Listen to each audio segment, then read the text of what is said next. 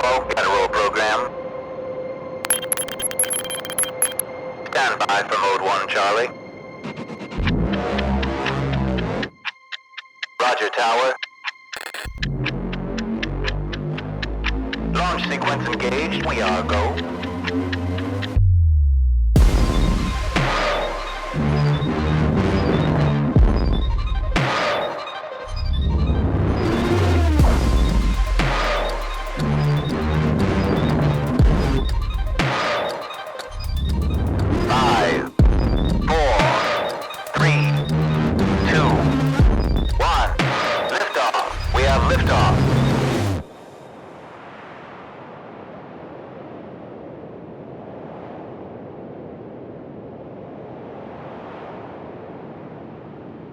Today, as we bring this conversation to a close, I want to end with one final prediction that Jesus made.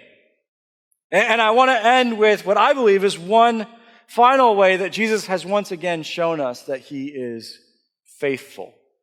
The prediction was made as Jesus was traveling with his disciples, and the disciple Matthew actually captures it for us in Matthew chapter 16. And as Jesus is traveling with his disciples, they come to a city called Caesarea Philippi. I actually have a picture of Caesarea Philippi. It's not known today for its nightlife. But at one time, this was a thriving city. As a matter of fact, when Jesus was alive, this city was renamed, specifically renamed in honor of Caesar Augustus. Now, some of you know that Caesar Augustus was the adopted son of Julius Caesar. And Julius Caesar was considered to be a deity. He had actually announced himself as being a god. And so Caesar Augustus, the individual that this city was named for, was actually known to be the Son of God. Which is interesting as it pertains to the conversation that Jesus and his disciples had as they entered this city. Because as they're entering this city, Matthew captures the story, Jesus turns to his disciples and he says, listen, who do you think that who do other people say that I am? And there's an interesting back and forth as the disciples talk about who people say that Jesus is. But then Jesus gets more specific and says, but what about you in particular? Who do you think that I am? And Peter responds back and says something remarkable. Verse 16 says this. He says, you are the Messiah, the Christ, the Son of the living God. Now, where they are is pretty interesting as it pertains to how Peter responds. Because remember, the city that they're walking into is named for the Son of God, the son of Julius Caesar, but specifically the dead God. And Peter says, no, I know who you are. You're the Messiah. You're the Christ. You're the one who's been sent to rescue us. And you're the Son of the living God. Jesus turns back to him and says, Peter, you didn't come up with this on your own. The Father's actually shared that with you. And then as he continues, he makes a prediction. He makes a promise. Listen to what he says. Verse 18, he says, and on this rock, I will build my church. Now, what the rock is, there's a little bit of back and forth about, he's not talking about an actual rock. Now, some people think that he's talking about Peter, and he's saying, okay, Peter, I'm going to use you to actually do what it is that I'm going to do. Some people think that it's actually about the statement that you are the Messiah, the Christ. Listen, on that truth, I'm going to do what it is that I'm going to do. It doesn't really matter which one it actually is. The more important thing is that in this moment, Jesus turns to his disciples and says, listen, I want you to not only understand who I am, but I also want you to understand what it is that I'm going to do. And throughout his life, Jesus has been making all sorts of predictions about the fact that he's going to die and that he's going to come back to life. Last week as we ended, we talked about the fact that he had predicted his death and resurrection and actually pulled it off, which is what makes our journey so different in terms of what it is that we believe and why it is that we believe. But Jesus doesn't just talk about how he's going to die and come back to life. He also makes another prediction, and that is this. After I do that, I'm going to build something. I'm going to build something. Now, this word church, unfortunately, is actually a pretty significant error in terms of translation. But what I mean by that is this. Jesus spoke in Aramaic. Matthew actually wrote in Greek. And as Matthew's trying to capture what it is that Jesus predicted, he uses a very common Greek word. As a matter of fact, it would have been used in common day speech. It was not a religious word in any way, shape, or form. He uses a Greek word called ekklesia. Ekklesia specifically means, it's just a word for an assembly or a congregation, a group of people. And as Matthew is trying to capture what it is that Jesus said, he says, Jesus promised that he was going to build this ekklesia. Now, unfortunately, as translations happen, this word church, the word that we use for church, actually comes from a German word. And that German word got substituted for the word ekklesia. Now, I'm not going to share with you the German word, mainly because anytime you use German, it sounds like you're cursing at someone else. But then also because Germans don't like it when you mispronounce their words. But this word church actually comes from a German word that doesn't mean it doesn't mean a gathering. It actually means house of the Lord. Now, one of the reasons why this is a problematic translation is because even today, some of you still think church and you think of a place as opposed to a people. Even to this point today, we still struggle with this because of the fact that there was this mistake in terms of translation. And we stick with this word church, but it's important for you to understand when he says, listen, I'm going to build my church, he's not talking about a place, he's talking about a group of people. And he says, listen, I'm going to do this. I'm going to make this prediction. I'm going to make this promise to you. Now, at the time, as the disciples are walking into the city, and it's just the 13 of them, I have to imagine that they're thinking, okay, how is that going to happen? And it doesn't seem very likely that's going to happen because at this point they're actually outlaws. They're afraid to even go to Jerusalem because if they go to Jerusalem, Jesus is going to be put to death. But Jesus says, no, guys, I want you to understand not just that I'm going to die and then I'm going to come back, but that I'm going to do this thing. I'm going to build this congregation. I'm going to build this movement. A short time later, as we talked about last week, Jesus is actually put to death. And at that point, it definitely doesn't look like it's going to happen. Looks like any chance of that ecclesia, of that movement, of that people coming together has been eliminated. But then something happened. And Jesus walks out of that tomb, and as he encounters his disciples again, he shares this with them. Again, Matthew, the same one who gave us the prediction, also shares this moment with us. And remember, Jesus has already come back from the dead, so that prediction has already come true, and he calls them together, and listen to what it is that he says to them. Matthew chapter 28, it says, "Then Jesus came to them and said, 'All authority in heaven and on earth has been given to me.'" Now, this is a pretty arrogant statement. And for those of you who interact with Jesus and think, man, he was just a nice teacher. He just taught some really nice things. You have to really wrestle through moments like this where Jesus basically steps in and says, it's all about me. And this is important for you to note because Jesus doesn't step in and say, hey, let me teach you some things that you need to believe in order to be able to get back to God.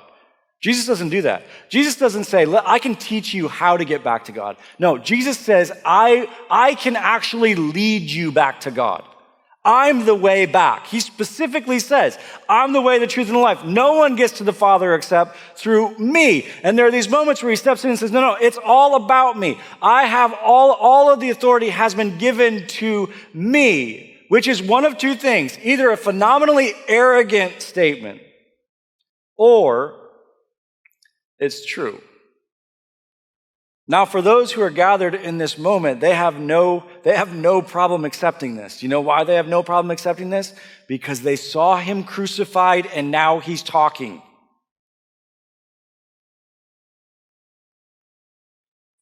And he says, all authority has been given to me. Okay, Jesus, you have all the authority. What is it that we're going to do? Listen to how he continues. He says, therefore, because of the fact that all authority is given to me, this is what it is that we're going to do. Therefore, go and make disciples of all nations, baptizing them in the name of the Father, the Son, and the Holy Spirit, and teaching them to obey everything I have commanded you.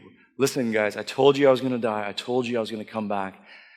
And here's what it is that we're going to do. All authority has been given to me. Remember I told you about that ecclesia? Remember I told you about that movement? Remember I told you about that people? This isn't just going to be a Jerusalem thing. This isn't just going to be an Israel thing. This is going to be a world thing. And so here's what I want for you to do. I want for you to take my message to the world. And then he says this, and surely I am with you always to the very end of the age. And then he leaves.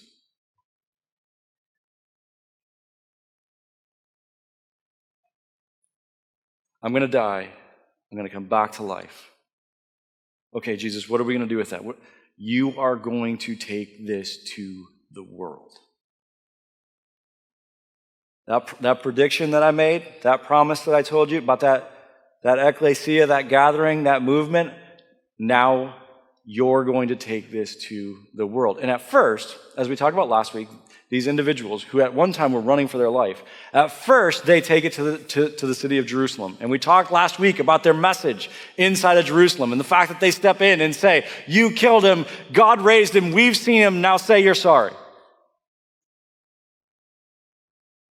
And as they begin to share that message, literally thousands of people place their faith in Jesus. One of the things that really separates the movement of Jesus from other religious movements is that it didn't start slow. It wasn't just a few people who started to believe and then it caught on a little bit and a few more people and a few more people, and over a couple hundred years it started to build. No. The movement of Jesus started fast. Why? Because it started with an event. And thousands upon thousands of people are beginning to place their faith in Jesus because most of these people had actually met Jesus. They'd actually seen, not only had they seen him work miracles, but that many of them had actually seen him after he'd come back from the dead. And so the movement catches fire. And it looks like, man, what Jesus promised was going to happen, it's actually going to happen. But then persecution breaks out. And all of a sudden it begins to be dangerous to talk about Jesus. And people are beginning to be put to death if they talk about Jesus. And the disciples had traveled a little bit to share this message, but the reality is that the disciples don't actually do what it is that they're supposed to do. And rather than taking this message to the world, they stay together inside of Jerusalem and they stay together in this area and they begin to be very focused on Jews only as opposed to doing what Jesus actually told them to do. And that movement that started really quickly all of a sudden looks like it's going to be hindered. And just as at the cross, it looks in this moment like, man, this really isn't gonna take off. This really isn't gonna be what Jesus said that it was going to be. Until Jesus steps into the life of a man named Saul. His name would be changed to Paul. But again, the disciples aren't doing what it is that they're supposed to do. And this is a tricky thing when it comes to the message of Jesus, because when you encounter Jesus, not only does he reconnect you with the Father, but when you place your faith in Jesus, he also changes the way that you connect with others.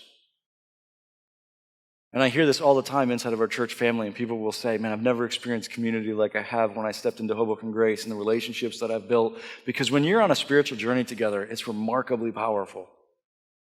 And it can be really easy for us to just value that connection. But Jesus steps in and says, no, that's not how this works. As a matter of fact, I want for you to always be willing to sacrifice connection for the purpose of multiplication. And so he says to his disciples, I want for you to sacrifice the connection that you have for the purpose of multiplication, but they don't actually listen, and it looks like it's not going to work out, but then he steps into a life of a guy named Saul.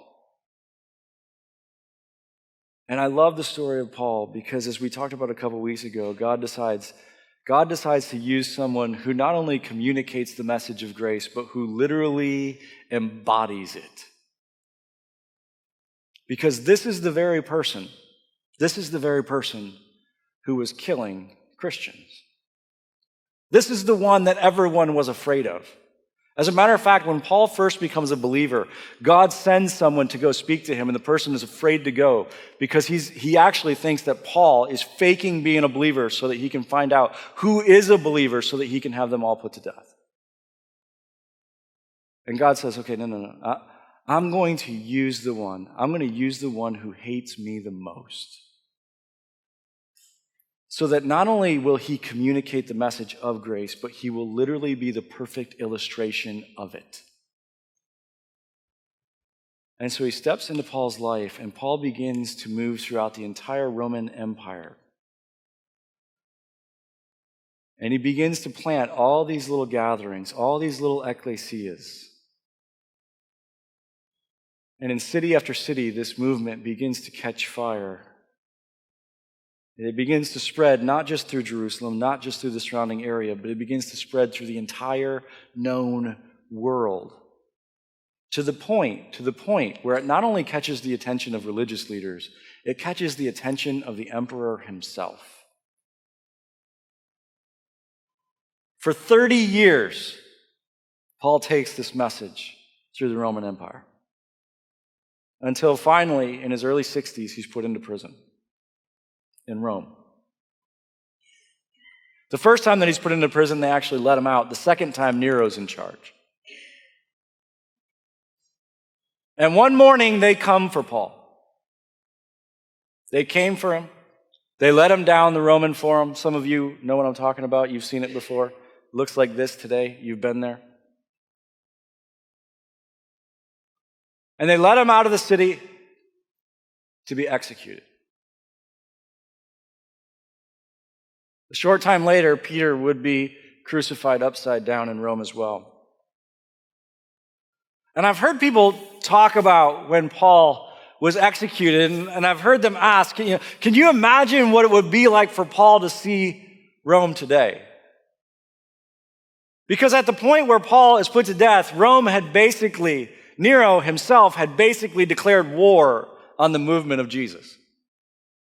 And not only were the religious leaders working with all that they had to be able to end this movement, but now Rome itself was working to end the movement of Jesus. And I've heard people ask, can you imagine what it would have been like to be Paul being led out of this city with all of this display of Roman power, but for him to come back today and to see what has happened? And for him to be able to see that as you move through the city of Rome today, you see cross after cross after cross after cross after cross, but not as a symbol of Roman power, but as a symbol of the message of Jesus. For you to be able to share with Paul, listen, Paul, you need to understand something. Yes, I understand what Nero's doing to Christians today, but in the very place where Nero is literally sacrificing Christians to be killed by lions, one day they're going to build one of the most beautiful buildings on the planet in honor of Peter. And Paul, you wouldn't believe it, but one day, thousands upon thousands of people are going to travel to this city. And as they make their way through the forum, they're going to ask their tour guide, not about Julius Caesar, not about Tiberius. They're going to ask their tour guide, where is it that Paul was imprisoned? And Paul, even to this day, people name their kids Peter and Paul, and name their dogs Caesar and Nero.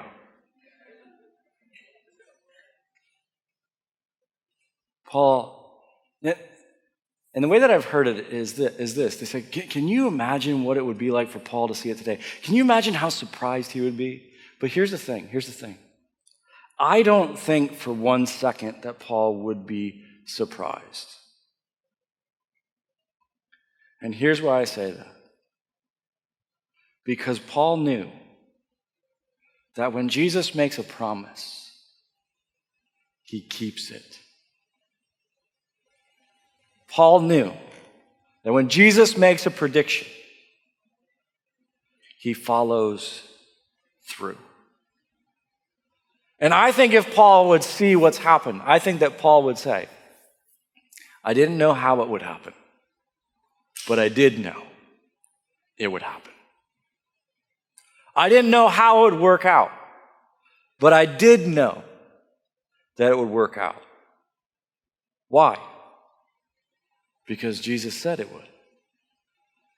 And just as he said that he would die and he would come back to life, he promised that, no, I'm going to build my church. And not only did he promise that he's going to build his church, listen to how he continued. I will build my church, and the gates of Hades, or the gates of hell, will not overcome it. Jesus said, I promise you, this is what I'm going to do. Jesus, you've just given your life. You just come back. You've just come back from the dead. What is it that you're going to do? How is it that you're going to change the world? This is how I'm going to change the world. This is what I'm going to do. And there are going to be all sorts of things that come against it. But I promise you, nothing will overcome it. This is what I'm going to do. As we come to the end of this series, I want for you to not only understand the prediction that Jesus made of his death and resurrection. I want you to understand the invitation that Jesus has made to every single one of us to be part of what it is that he's doing and to be part of what it is that he promised he was going to do and how he was going to change the world. You know, it's interesting. We could go around this room and I could ask each and every one of you, what is it that you love most about Jesus? I love being able to ask this question because people respond in all sorts of different ways. And some people will tell me what I love most about Jesus is forgiveness and the fact that I'm free from my guilt and my shame and the fact that I'm free from my past. And other people will talk to me about Jesus' grace and just the amazing way that he gave above and beyond what it's not just that I experienced mercy, but the incredible grace that I experienced. And some people will talk to me about the relationship and the fact that they don't have to be lonely anymore and that they know that he's constantly with them. And there's all sorts of different things based on how you're created and what it is that means the most to you about Jesus. You know what it is for me? It's the mission. It's the mission. It's that Jesus, as he stepped into my life, not only gave me the chance to be forgiven, but he gave me the chance to be part of what it was that he's doing to change the world. That he didn't just give me a chance to be with him. He gave me a chance to do something alongside of him. To actually live a life that's significant. To actually engage the journey in a way that matters. And as Jesus invites us into this faith journey, he doesn't just invite us to experience his grace. He invites us into his mission. To be part of his body that is changing the world. To be part of his body that he is building. There will be all sorts of things that come against it, but nothing will overcome it. We live our lives for so many different things. We invest our lives in so many different things. Most of them will last for the next 5, maybe 10, maybe 30 years. But God has stepped in and said, no. I want you to be a part of something more significant than that. I want you to be part of something that not only lasts the rest of your life. I want you to be part of something that lasts for all of eternity. One of the things that I'm excited about this morning is that we have the opportunity to be able to celebrate in baptism. And I love celebrating baptisms. I love celebrating what Jesus has done in their life. But I love being able to celebrate it together. As a matter of fact, one of the things that we used to do is that we used to do baptisms down at the shore. But we decided that we were going to go away from that for a couple different reasons. One, it's really dangerous. And when you do a baptism at the shore, you don't actually dunk anyone. You just stand there and wait for the wave to hit. and it just kind of does it for you, right? But the other reason is that we weren't able to do it together as a family the way that we wanted to. And the reason why we love to celebrate baptisms together as a family is because all of us are part of that story. And when you see this individual come today and take the step of baptism, if you've been a part of this church family and you've been a part of this mission with us, I want you to understand something. This is your story. And God has invited every single one of us. And oftentimes people will say, oh, you get to be a part of this because of the fact that you're a pastor. No. All of us are part of this together. And when it comes to sharing the message of Jesus, all of us get to do this together. And whether you're sharing it with the kids on the second floor or whether you're welcoming people when they walk in, I tell this to our greeters all the time. Most people make the decision about whether or not they're going to come back to a church within the first 5 minutes that they walk in the door. You know what that means? It means I have nothing to do with it. I can only screw it up. It has to do with how they're welcomed. It has to do with whether or not they feel at home. It has to do with whether or not they feel like they belong. All of us are part of this together. And as we celebrate this baptism, this is our story. And the fact that we get to be significantly part of changing this individual's future forever.